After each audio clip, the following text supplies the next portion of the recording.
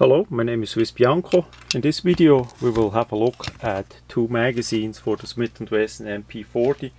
Those are police law enforcement trade-in magazines. So Aim Surplus had a deal. They usually sell for like $14. They did sell for $10. So I got two pieces to test out how the condition is, because those guns and magazines were used for quite a long time. It's always a bit of a mixed bag what you're gonna get, and that's why I make this video, so you see what quite likely you would get. So the magazines are the regular full-size Smith & Wesson mp40, and they are for both calibers. Usually they are used with the 40 Smith & Wesson, and we have 15 round magazines made by Smith & Wesson, original equipment. And we see this one has some surface wear, no rust, but we sure see where the item was carried. There we see a bit dimple marking from a snap, quite likely on the magazine pouch. We see where it did go in and out. The feed lips are nice, the followers too. The floor plate, the polymer one, in this case has a bit of ding in front. You can sand that off a bit with sandpaper, but it's nothing major. All in all, of course, they are used, but condition is really well. Then magazine number 2, same surface wear there on the sides, especially because there it was touching the magazine carrier. The feed lips are really nice follower. Also on this one we have a bit a better condition of floor plate, no dings, just a bit rubbed on finish from the carrying, but really nice. And by both the plates are flush with the steel part there, so no bulging, that's a bad sign. So outside relative good. Now we have to say I did already clean them. They were rather dusty or dirty on the outside and especially on the inside. The magazine is easy to disassemble using that button there. Remember, the part here is under spring tension, so you need to hold it down, press the button, slide it off. Easy. If you don't know how to do it, you can always go to your next gun store or pawn shop.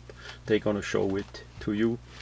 So inside the magazine, we see that the magazines were not shot much. We did not have much powder residue, say by the feed lips area, but we had a lot of grime and dirt inside of the magazine body from simply carrying them around all over the years. Those magazines were maybe somewhere in a magazine pouch for 8 or 10 or more years, who knows. And so they needed a cleaning. The most easy way is to clean them with oil and a toothbrush. You should not use a penetrating oil like WD-40, because if you have any oil left, it may go in the primer of the ammunition. Here we see a typical 40 Smith & Wesson, this case with a sealed ammunition. Sometimes or often the ammunition, the primer is not sealed, so it could go and kill the primer, so that you end up with dead ammunition. So once it's oiled, I let it soak in for a couple minutes, 3-4 minutes. Then I use an old clean dry toothbrush and brush it out. That way you can reach all corners, especially by the feed lips.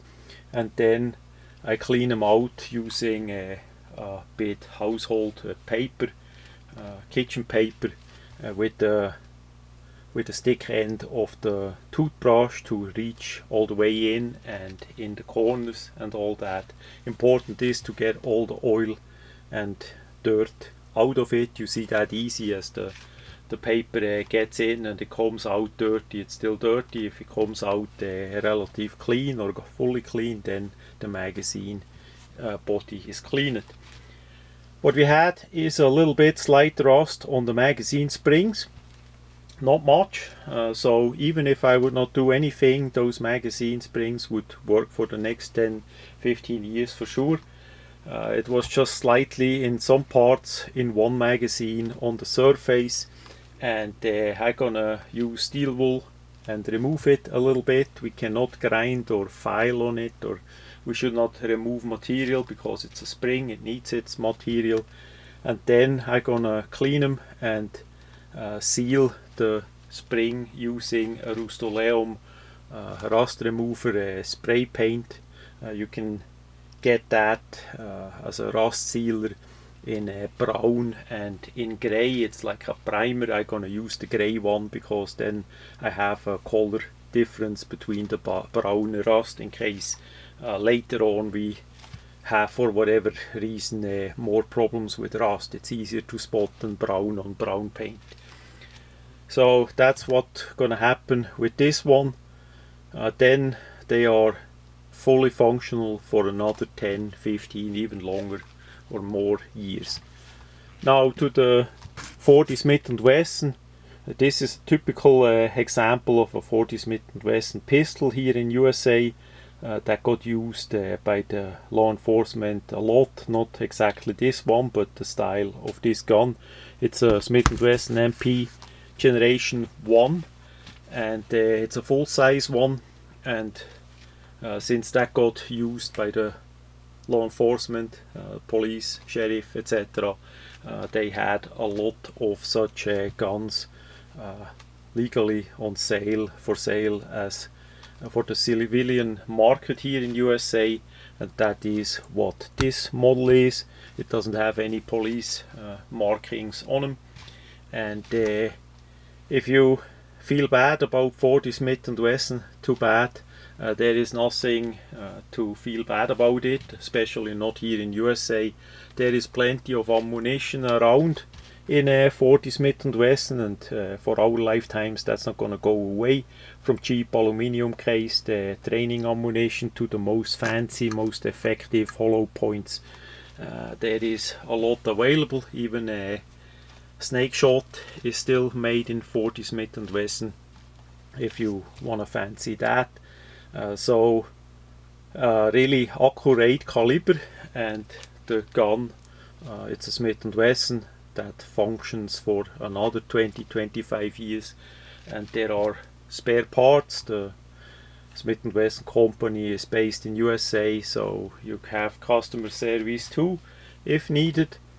So all in all, such a gun, if you can get it cheap, this one was around $190 as a private sale, then by all means just get it, as long as it is legal and you can legally own firearms, of course. So when would I not suggest a 40 Smith & Wesson? First, if you start and you only have 1 or 2 firearms, I would go with a 9mm that we have here on the side. The firearm may cost a bit more, but you have it then easier with the ammunition. Then for people that are a bit recoil sensitive, maybe have weak hands and all that, the 40 Smith & Wesson has more recoil, of course, than a 9mm. So that is of a concern if that matters to you. And that's basically it for here in USA. If you are in Europe, I would not consider a 40 Smith & Wesson, as I was stuck in Switzerland back then. There was not much ammunition and not much firearms available in 40. 9mm is the dominant cartridge in Europe, 110%, so I would go with a 9mm. But other than that, here in USA, if you want to have a 40 Smith & Wesson, that is still good, effective cartridge, effective pistols. It's accurate, it's strong, powerful, plenty of holsters. The holsters are the same like for the 9mm, so all in all, for sure, a great system to the day and effective and all that. So that much about those two used magazines for the Smith & Wesson MP40.